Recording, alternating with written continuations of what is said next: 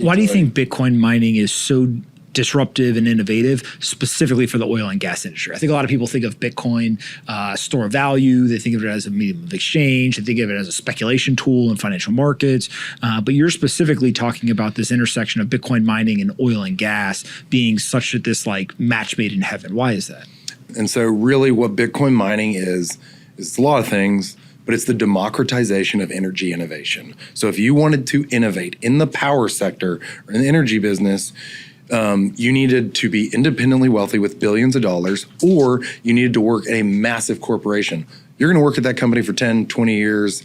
And, once you control the purse strings, you're probably not going to innovate near as much. So what Bitcoin mining did is you leverage several principles, which is, bottom-up solutions and skin in the game, permissionless innovation. So anybody globally now can be an energy entrepreneur. I mean, literally, you can have, there are no barriers to entry. You can rub 2 nickels, and if you can plug in an ASIC, you can innovate. So we are all thrown out. I mean, I remember 3 years ago, we were like, okay, what's some of the best, from a first principles standpoint, what's the lowest cost energy? Okay, it's waves.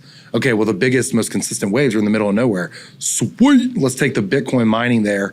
And then really there's all these engineering tech, and this is what we were studying 5 years ago, was there's these engineering technologies that are in energy or energy technologies, but they're engineering successes, but they're not economic successes. And so what Bitcoin mining does is it gives anybody a line of sight to profitability. And so really, like, I like the App Store. Before the App Store, if you want to innovate in software, you needed to work at a big oligopoly or get backed by VC or something like that. What the App Store did was it democratized innovation in the software business. So all of a sudden you had a clear line of sight to profitability if you could innovate.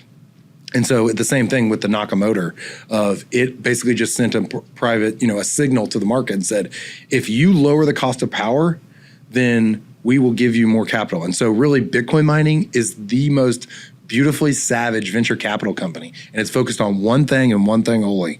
If you lower the price of power, you get more Bitcoin. You get more resources in your success. And so we're going to see this iterative process play out for the next century, usher in a Kardashev type 1 society, but really you've democratized it. Bitcoin is a venture capital fund, is not something that most people have thought about. Explain that further. Yeah, so this idea was popularized by a guy named Jesse Pelton, who worked on Hollow Ranch with me on and really was one of the pioneers of demand response in Texas. Basically, venture capital looks at what are disruptive things, and then how do we give capital and make asymmetric bets. And everyone wants to think, oh, it's an efficient market. It's not. You got to know people. You got to have the networks. So there's all these people that have been disenfranchised because they didn't go to the high pedigree schools. And so what Bitcoin mining does is it strips out all emotions, all relationships. The only thing that matters is if you lower the price of power, then you get to you spend less on your operating expenses go down, which means your profit margin goes up, which you get more capital from the Bitcoin network through the algorithm that releases blocks every 10 minutes. So you get more resources. And so if you have A over here that can get power to 5 cents and B over here, which innovates and gets power down to 2 cents, well, B is going to get more profit and has more resources, and then we'll redeploy that. And so I think this is very early, but you're seeing it, all of us, and now we've got this great. I can literally get on my phone, and I unfortunately do this too much. Oh, well, that's a great idea. Who are the experts? Like we were looking at wave stuff 3 years ago. Oh, they're all like in Europe, in London. Okay, great. And I literally got on with 3 of the world's experts on wave turbines, just like that. And so I think not only do you have liquidity in the capital markets with Bitcoin now, you don't need to have cool relationships, communications. And so I can hop on and find experts on any idea and then, throw shit against the wall and see what sticks. You mentioned that Bitcoin will have an impact on civilization as well. Describe what you mean there. Whew, how much time do you have? I think it, I talk about Bitcoin in 2 frameworks. One, it's an energy revolution. And 2, it's a human freedom revolution. And so if you we have the greatest financial markets in America, full stop. And because of that there's a high amount of trust. So the higher trust can be, the more value that's created. There's a company called Trust Ventures. That's like literally their concept. Thank you, Brian and Sal. But really, if you can elevate trust, so But globally, that doesn't exist, you know? And so like, Nigeria, Venezuela, you hear about these places, they don't have trust in their financial systems and they can't save. So and now with the Lightning Network and other innovations on Bitcoin, if you wanted to, savings is very critical to elevating your family out of abject poverty. But if you're living in an inflationary environment, that's impossible to do because you're always saving is easy, investing is hard. And so really what you just did is you democratize savings with Bitcoin. So anybody can stack sats, anybody. All you need is a cell phone. And cell phones are super cheap thanks to innovation. And so really you've got all these disenfranchised developing nations with individuals globally who now have an opportunity to save and knowing that the value they're saving cannot be printed away. And so I think this is going to play out over the coming centuries where, America is the land of the free. And it was created by dissidents who left the old world. And I think there is massive amounts of dissidents globally. And now you've given them the greatest human savings technology, anti-fragile technology. I mean, nobody can shut it down.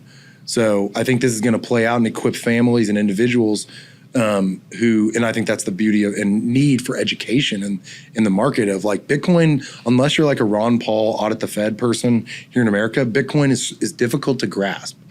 But and that was one of the greatest things. A few of us were invited to the Human Rights Freedom Forum in Oslo a few years ago, and I'd hosted dinners with my American friends. I'd hosted all these events trying to bring education, and Alex Gladstein orange-pilled a lot of people at some of the events I'd host.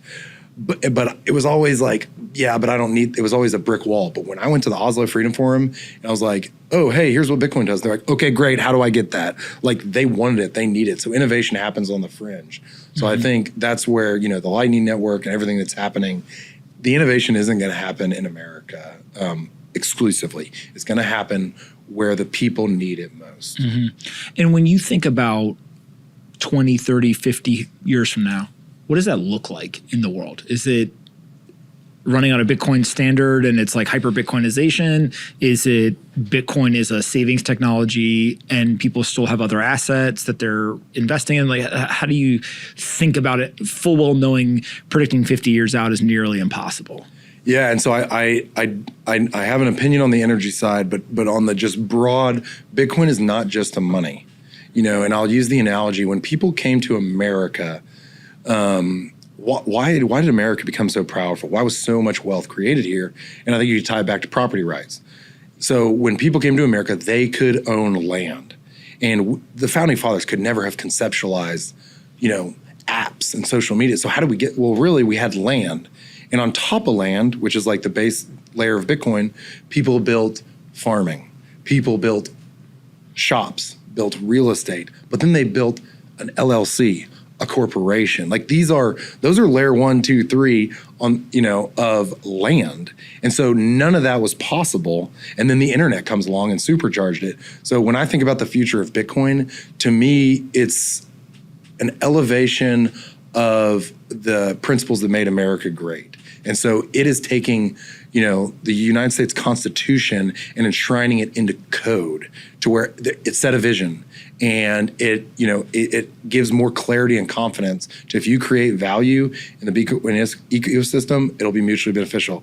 So I think there's a lot of fascinating, Bitcoin's going to intertwine with all our lives in ways that we can't really conceptualize, but we'll be able to run things in a decentralized manner, on layer 2, and I'm even hearing about layer 3, that's just way over my skis.